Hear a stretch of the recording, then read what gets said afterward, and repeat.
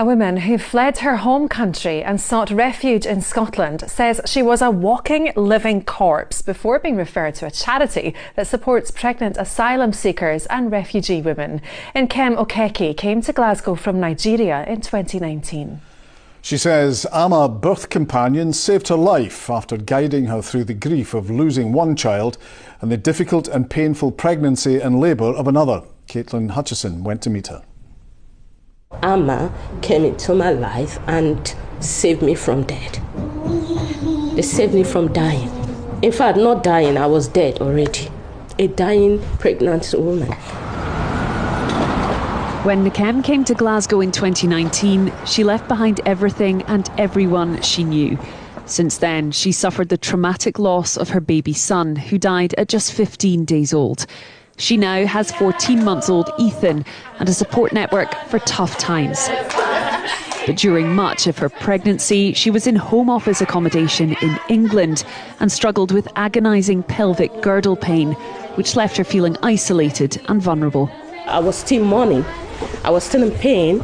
All of a sudden, I was moved to a place I've never been. I don't know anywhere in England, I noticed racist people don't want to talk to you. You look, I look like I'm an animal, a very terrible animal.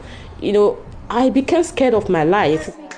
Now back in Scotland, she has Ama to lean on, an award-winning Glasgow-based charity supporting mothers facing significant hardship. Many are refugees or seeking asylum, and around 1/3 of those supported by the charity are survivors of trafficking. We support a lot of people who are in Home Office accommodation, if they're lucky, which can be quite dire, but also in some Home Office hotels, and they have literally nothing. So it's about trying to advocate as much as possible for what the woman wants. Our volunteers are really the lifeblood. The organisation just doesn't exist without them. Our pregnancy and birth companions are on call towards the end of pregnancy. They're on call night and day to attend the birth. They actually go to the births. And then our postnatal companions support families for about a month in the home or hospital after the baby arrives. The charity has now secured funding to grow its team of volunteers, following a year-on-year surge in demand for its vital services. Nkem knows all too well the impact it can have and calls her own birth companion, Anna, a literal lifesaver. I think when I called Anna that I was already in labour, I think Anna was on her way home, coming from work. She never went home to refresh herself. She never went home to eat something, just revise and come to the hospital. She was there with me all night, squeezing her hand, and she never complained.